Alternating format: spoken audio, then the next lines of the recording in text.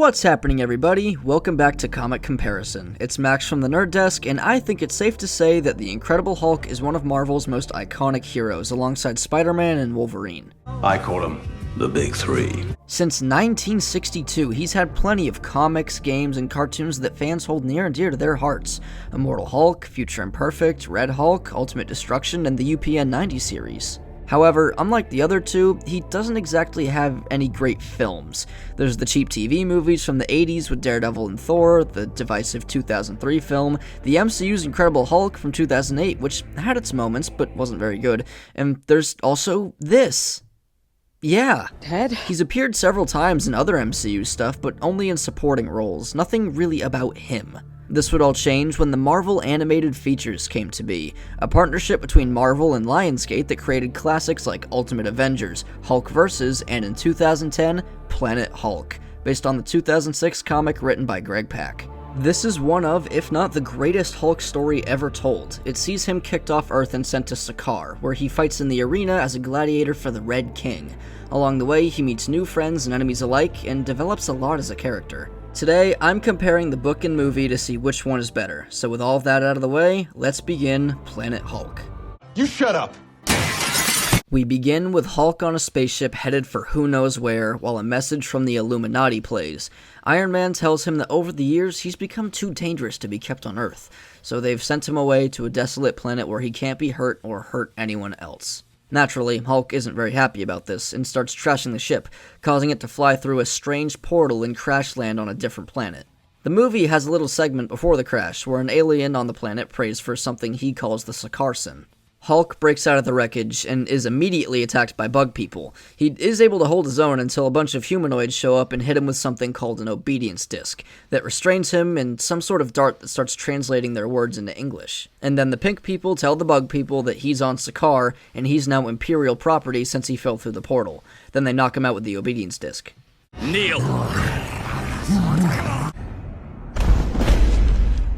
Close enough.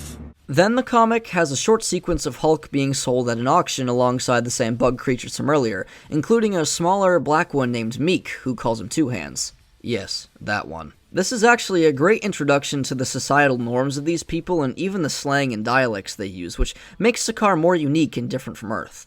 Then he's thrown into the arena where we meet the ruler of Sakaar, the Red King. He's a dictating loser who needs to see the most intense cutthroat fights just to be a little entertained. What a great attention span. He sends in giant squid monsters who wipe out most of the bugs, but Hulk kills them pretty easily. Then he spots the Red King up in the crowd and tries to attack, but he suits up in power armor and knocks him back down. The King is winning for most of the fight until Hulk gets lucky and slashes him across the cheek. Hulk slap! Right after this, his bodyguard Kyra jumps down and takes him out with the obedience disc. The King is baffled that someone was actually able to hurt him, which isn't good for his image, so he sends Hulk and Meek to Sakaar's gulag training camp called the Maw.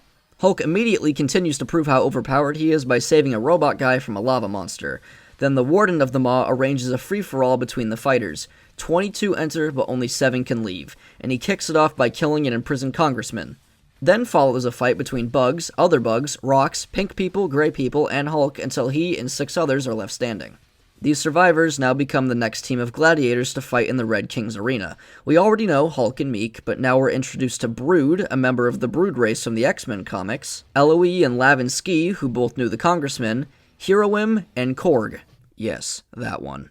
We're gonna jump on that spaceship and get out of here. Wanna come? Yeah, so if you couldn't already tell, this comic inspired a lot of the stuff from Thor Ragnarok, which is pretty cool, except the real ruler of Sakaar isn't the Wizard of Oz. Have Primus throw an extra bone in your cage tonight. Hey, wait a minute, I see you back there. The next day, the team has another fight against Korg's brothers, who have been brainwashed by their obedience discs, so Hulk promptly picks Korg up like a hammer and smashes the brothers into dust. Wow. I'll smash it with a hammer! I know I haven't discussed the movie for a while, but that's because it takes all of these pieces and condenses it.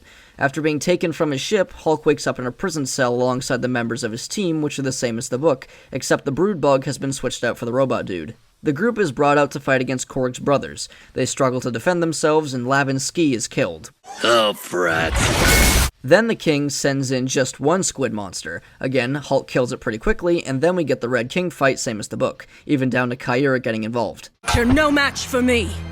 That's so. After the battle, they go back to their cell where they mourn the loss of Ski and then swear to protect one another at all costs from here on out, forming the Warbound. Back to the books now, the gladiators are sent to destroy a pack of Wildebots, animalistic robots that roam the planet attacking people. Horizon Zero Dawn totally stole this. Come on, Lance Reddick. Nice try, IHOP. The warden tells about an especially dangerous one called Eggbreaker, which is pretty ironic because Hulk breaks it and the other Wildebots almost immediately.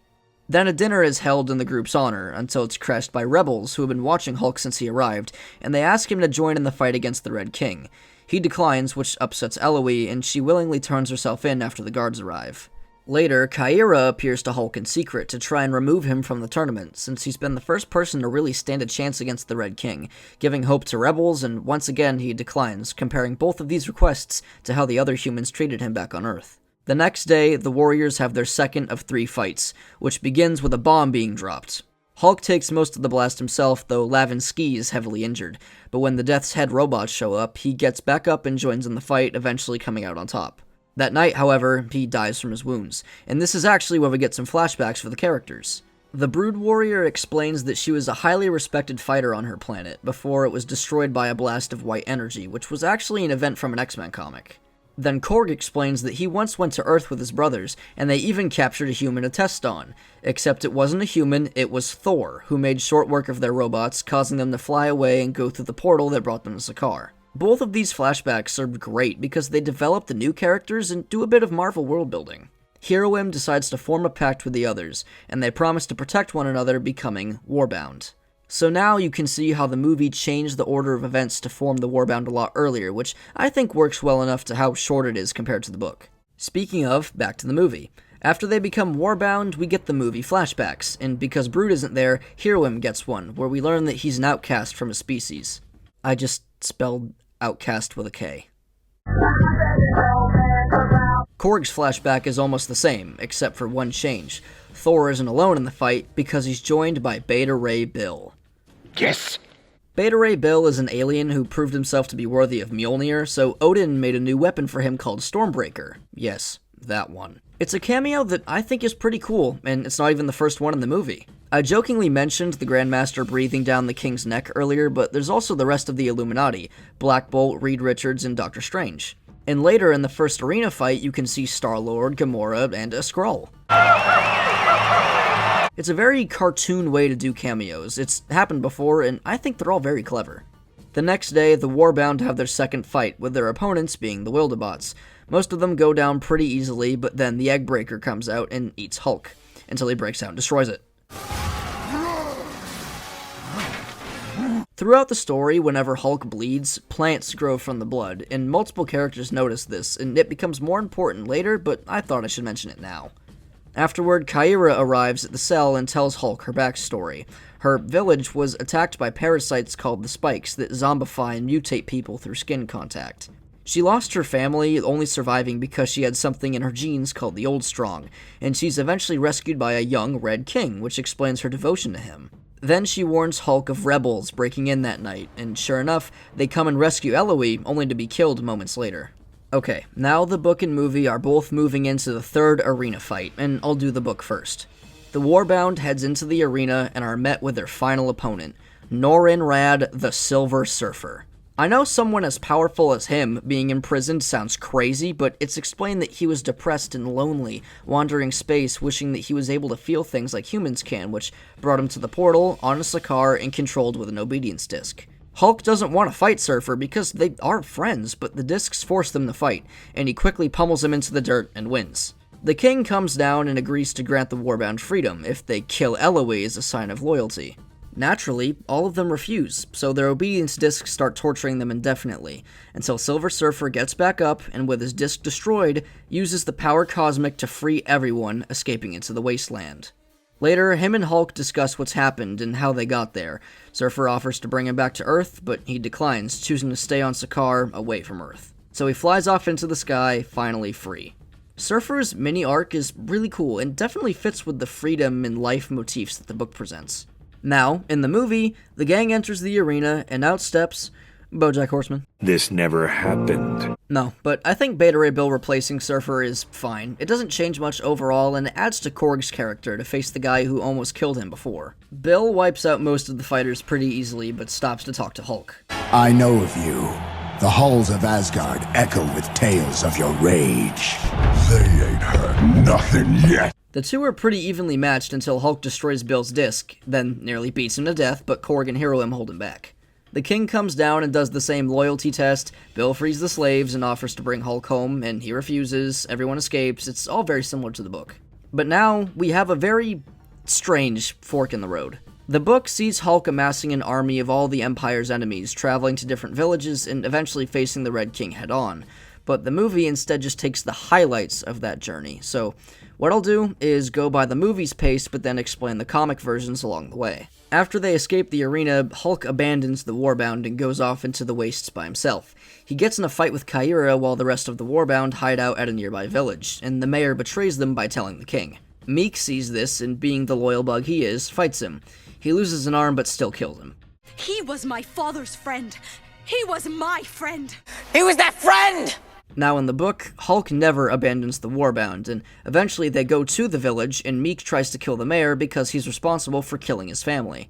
They agree to a fight the next day. Meek still loses one of his arms, but spares the mayor when his brothers appear from a hole in the ground. Then later, the Red King sends Kyra to go kill Hulk, and they are pretty evenly matched. Then in both versions, the fight between the two is interrupted when the spike parasites descend into the village, killing tons of innocent people. Kyra calls the Red King to tell him that they've arrived, but he responds by saying that he was the one who sent them in. At this point, he doesn't care who dies as long as the Hulk goes with them. Kyra realizes her mistakes and joins the Warbound. Then Hulk, the Warbound, and the rebels all march to the capital, and in the movie, Hulk and the Red King have a pretty cool fight. When he's defeated, Kyra drops a spike on him, and he runs away as he starts mutating, bumping into his robot guards who see him as a zombie, so they burn him. But in the book, they fight for a bit, then the king triggers a bomb that starts to tear Sakaar apart. Hulk then jumps down into the crust of the planet and pulls the tectonic plates back together. Tell me how! In the past, Hulk has accomplished insane things, no doubt, but this is just beyond me. No wonder Death Battle used this as a reference. When he returns to the surface, he throws the Red King across the planet and he's killed by Wildebots. Overall, I think Red King was a pretty solid villain, though he's a bit hollow in the book, but the story is focused on Hulk, not him, so that's understandable. I feel the movie actually develops him a bit more because he has more screen time, which I appreciate. On the topic of characters, though, I like how both versions of the story make Hulk the main character, not Banner. No Banner, only Hulk. He appears a few times in the book, but otherwise this is very much a Hulk narrative. His blood giving life back to the planet, all of these people believing him to be the Sakaar, the savior, is such a cool way to show how much more there is to the Hulk besides the anger. Anyways, both versions of the story end with Hulk and Kyra getting hitched and becoming the new rulers of Sakaar, helping negotiate peace, bringing in a new era for the planet, and Kyra even becomes pregnant. It's a pretty happy ending. In the movie, the book is about to end with Hulk finally living a fulfilling life with friends, family, and a planet that loves him, until the ship he crashed in at the beginning explodes, killing everyone except him and the Warbound. They ask him what he wants to do, and he responds by making himself a new sword and setting a course for Earth, to get his revenge on the Illuminati and everyone else that hurt him. To be continued in World War Hulk.